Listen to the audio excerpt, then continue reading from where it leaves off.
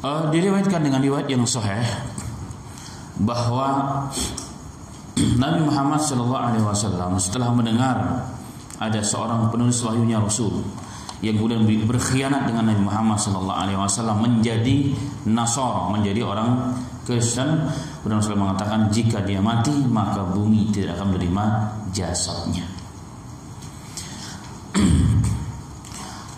Hadis pertama diriwayatkan oleh Al-Imam Bukhari dalam sahihnya, dalam bab alamatun nubuwah fil Islam, tanda-tanda kenabiannya Nabi Muhammad SAW atau kenabian dalam Islam. Jadi mu'jizat, dalail nubuwah yang tidak bisa lagi diingkari secara dalil dan secara syar'i bahwa memang Nabi Muhammad adalah seorang rasul. Al-Imam Bukhari rahmatullah alaih mengeluarkan dari Abdul Aziz bin Suhaib dari Anas bin Malik radhiyallahu anhu qala kana rajulan nasraniyan fa aslama wa qara'a al-Baqarah wa ala Imran fa kana yaktubu lin-nabiy sallallahu alaihi wasallam fa'ada nasraniyan. Dari Imam Bukhari diriwayatkan dari Abdul Aziz bin Suhaib dari Anas bin Malik radhiyallahu anhu, diriwayatkan dulu ada seorang laki-laki dari kalangan Nasara, kemudian dia masuk Islam, kemudian membaca atau menghafal surat Al-Baqarah dan surat Ali Imran, dan dia dipercaya oleh Nabi Muhammad SAW karena dia memang punya kemampuan untuk menulis wahyu yang turun kepada Nabi Muhammad SAW. Fa'ada nasraniyan, kemudian dia kembali kepada agama semula. Setelah dipercaya, ternyata di ujung-ujung hayatnya dia kembali kepada Nasrani. Padahal berjumpa dengan Rasul, dipercaya oleh Rasul, sudah menghafal Al-Baqarah dan Ali Imran. Kurang apa dipercaya oleh Rasul untuk menjadi sekretarisnya Rasul, menulis wahyu yang turun dari langit. Dan ini kemuliaan, tidak semua orang diberikan kesempatan oleh Allah Subhanahu wa taala. Tapi dia ternyata kembali menjadi Nasara. Fakana yaqul ma yadri Muhammadun illa ma katabtu lahu. Dia katakan setelah dia kembali kepada kaumnya, kepada orang-orang Nasara, dia katakan Muhammad itu tidak tahu kecuali apa yang kutulis. Muhammad itu tidak tahu karena mereka faham Nabi Muhammad adalah ummi, la yaktub wala yaqra, tidak bisa baca dan bisa nulis. Jadi apa yang kutulis itu Muhammad ikut. Jadi Muhammad itu enggak ngerti apa-apa sebenarnya. Nah, ini bahaya. Pernah menjadi orang kepercayaan Rasul, jadi abdi dalamnya Rasul, kemudian dia berkhianat, dan ini sangat membahayakan. Karena kalimatnya akan dipercaya oleh orang-orang yang munafik, orang yang lemah iman. Fa'amatahullahu, maka Allah matikan dia dalam kondisi Nasara. Fatafanuhu, dan dia kemudian dimakamkan, dikuburkan. Dalam hadis yang tadi saya katakan, Rasulullah ketika mendengar dia murtad, dia berkhianat dengan Nabi Muhammad SAW, maka dia katakan kalau dia mati tidak akan diterima jasadnya oleh tanah. Maka dikuburlah orang tersebut setelah mati oleh teman-teman sesama Nasara. Fa asbaha waqad lafadhathu al-ardu. Di pagi hari ditemukan ternyata bumi telah melemparkan dia. Dari bumi mengeluarkan dia dari dalam bumi, dikeluarkan jasadnya. Jadi bumi tidak terima orang seperti itu. Subhanallah. La haula wala quwata illa billah. Faqalu, maka orang-orang teman-temannya Ustaz sama orang-orang Nasara mereka mengatakan, "Hadza fi'lu Muhammadin wa ashabihi. Lama haraba minhum nabasuhu an sahibina." Maka di pagi hari ketika ditemukan jasad teman-temannya yang tadi sudah mati, ternyata sudah terlempar di luar kubur, maka orang-orang Nasara mengatakan, ini pasti perbuatan Muhammad dan sahabat-sahabatnya. Kenapa? Karena mereka tidak ridho, dia lari daripada mereka, pada dia menjadi orang kepercayaannya, dan dia menceritakan mengenai kelemahan dan keburukan Muhammad dan Islam, sehingga mereka membongkar kuburan ini. Ini langsung yang ada di otak mereka. Karena secara logika ngapain gitu ada orang yang membongkar kalau bukan orang yang benci dengan orang ini. Pasti yang dituduh adalah Nabi Muhammad dan kaum muslimin. Fahaffaru lahu fa'amaku lahu fa asbaha waqad lafadhatul ardu. Subhanallah. Kemudian hari yang kedua dia gali kuburan yang lebih dalam lagi. Yang lebih dalam lagi dibuat dengan sedemikian rupa supaya susah untuk dibongkar. Menurut mereka oleh Nabi Muhammad dan oleh kaum muslimin. Fa'aqamahu bihi, dibuat sedalam mungkin yang lebih sukar untuk dibongkar. Fa asbaha, dan di pagi harinya ternyata bumi pun telah melemparkan jasad ini kembali di permukaan tanah. Subhanallah. Faqalu, mereka mengatakan kembali, hada fi'lu Muhammadin wa ashabih nasabu an sahibina lama haraba minhum. Subhanallah. Kemudian mereka juga mengatakan ini pasti perbuatan yang kedua lagi diulangi lagi oleh Muhammad dan teman-temannya ketika saudara kita lari daripada agamanya dan berkhianat dengan agamanya. Kemudian dibongkar lagi, dikeluarkan daripada kuburnya. Itu tuduhan jelek kepada Nabi Muhammad dan kepada para sahabatnya. Fahafaru lahu fa'aqmaqu lahu fil ards mastata'u. Kemudian pada berikutnya dia bongkar lagi, dia buat gali lagi kuburan yang lebih dalam lagi. Jadi sedalam mungkin yang mereka bisa. Jadi dibuat sedalam mungkin, nggak tahu berapa meter ke dalam tanah. Sedalam mungkin dibuat supaya Nabi Muhammad dan para muslimin tidak bisa bongkar ini kuburan.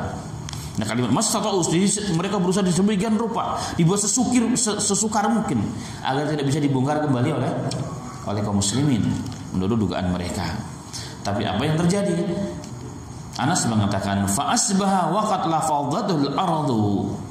Maka ternyata sudah dibuat kuburan yang begitu dalam, ditutup dengan begitu rapat dengan bebatuan dan sebagainya, ternyata masih keluar juga jasadnya.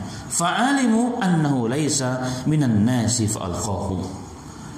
Subhanallah. Mereka kemudian paham bahwa ini enggak mungkin perbuatan manusia, enggak mungkin secara akal. Secara akal enggak akan mungkin mereka sudah melakukan hal yang begitu luar biasanya.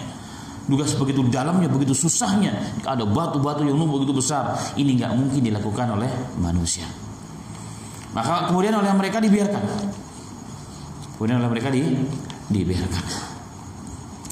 Kemudian dalam riwayat Sahih Muslim dari riwayat Anas juga ada sedikit tambahan. Kana fina rajulun min Bani Najjar waqad qara'a al-Baqarah wa Ali Imran fa kana yaktub li Rasulillah sallallahu alaihi wasallam fa aslam fantalaqa hariban hatta laika bil ard bi ahli al-kitab qala farafa'u wa qalu hadha kana yaktubu li Muhammadin sallallahu alaihi wasallam fa ujibu bihi falamma labisa aw qasamallahu unuqahu fiha fahafaru lahu fawarra'u wa asbahatil ardu qad nabadathu ala wajhiha summa adu hafaru lahu fawarra'uhu fa asbahatil ard qad nabadathu ala wajhiha summa adu fahafaru lahu fawarra'uhu fa asbahatil ard qad nabadathu ala wajhiha fatarakuhu manbudan. Hadis ini juga sahih. Anas juga meriwayatkan dengan sedikit teks berbeda. Pada kami dulu ada orang laki-laki dari Bani Najjar. Dia sudah hafal Quran, hafal Al-Baqarah dan hafal surat Ali Imran. Dan dia orang yang cukup cerdas, maka dia menjadi kepanjangan Rasul sehingga menjadi penulis wahyunya Rasul. Sekali lagi, orang yang diangkat menjadi penulis wahyunya Rasul punya kemampuan yang hebat. Punya kemampuan yang hebat, dan ini menjadi kemuliaan tersendiri dari kalangan para sahabat-sahabatnya Rasul sallallahu alaihi wasallam. Tetapi dia kemudian berkhianat. Dia berkhianat dan dia suka merubah apa perintah Rasul yang ditulis apa. Jadi Rasulullah tulis kalimatnya ini, oleh dia ditulis tapi dirubah sedikit. Kemudian setelah ketahuan dia lari kembali menjadi Nasara, pulang ke kampungnya, ke teman-temannya yang mayoritas orang-orang Nasara. Dan orang kenal, wah ini dulu mantan sekretaris pribadinya Rasul. Maka orang Nasara begitu bangga, wah hebat ini orang. Akhirnya apa? Orang ujibu bihi. Orang terheran-heran dan orang kagum dengan orang tersebut. Wah ini menjadi senjata kita untuk bisa melemahkan dakwahnya Rasul sallallahu alaihi wasallam. Jadi pengkhianat ternyata ada dalam setiap perjuangan. Bahkan orang berkhianat dengan Nabi Muhammad sallallahu alaihi wasallam. Kurang apa Nabi Muhammad akhlaknya? Kurang apa sempurnanya Nabi Muhammad SAW, perhatiannya, lemah lembutnya, nggak pernah dendam, orangnya sangat luar biasa.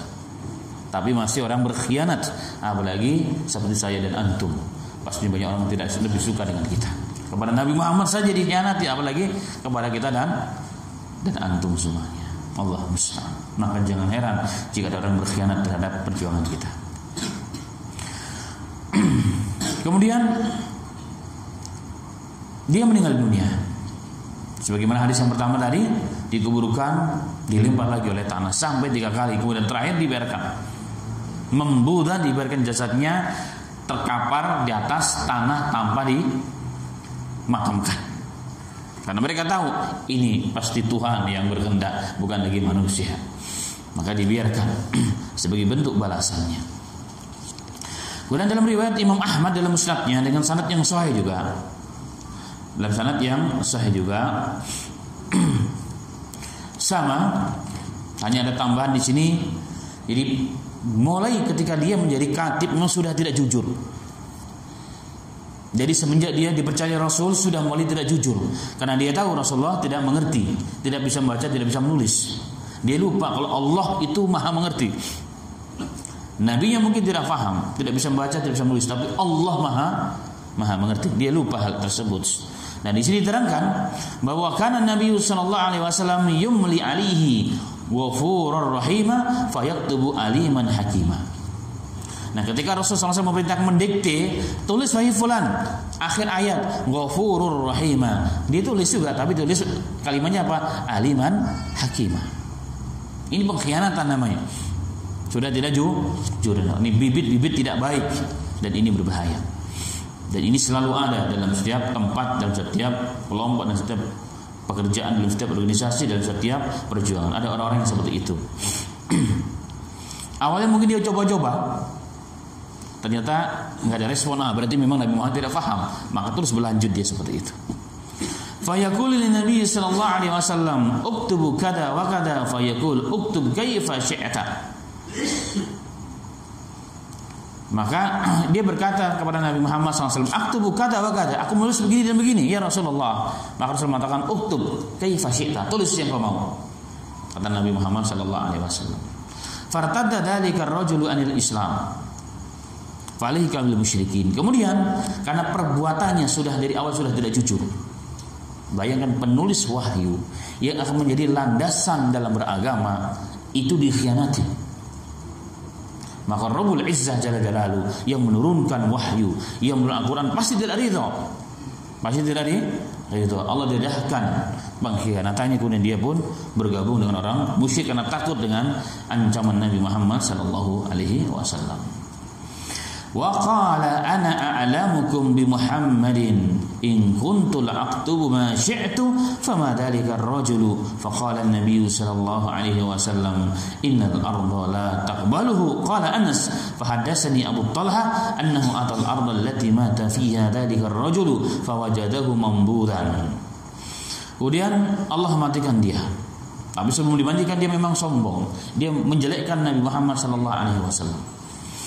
Muhammad tuh nggak ngerti apa-apa. Apa yang kutulis Muhammad tuh ikut. Kenapa? Karena dia tidak ngerti apa, nggak bisa baca, nggak bisa nulis. Dan ini berbahaya. Makanya orang-orang yang sempat menjadi orang kepercayaan, para abdi-abdi dalam, terutama dalam kalangan pondok pesantren, ini bisa berbahaya. Ada dua saja. Kalau dia ikhlas, dia tutupi aib manusia, tutupi aib gurunya, tutupi aib orang-orang yang mempercayakan dia akan selamat. Tapi kalau tidak, maka dia bisa menjadi orang yang akan mengkhianati biasanya. Makanya berhati-hati. Dan pengkhianatan selalu ada dalam setiap perjuangan, dan dia akan mendapatkan balasannya cash di dunia sebelum di akhiratnya Allah Subhanahu wa taala, jika yang dikhianati adalah perjuangan agama.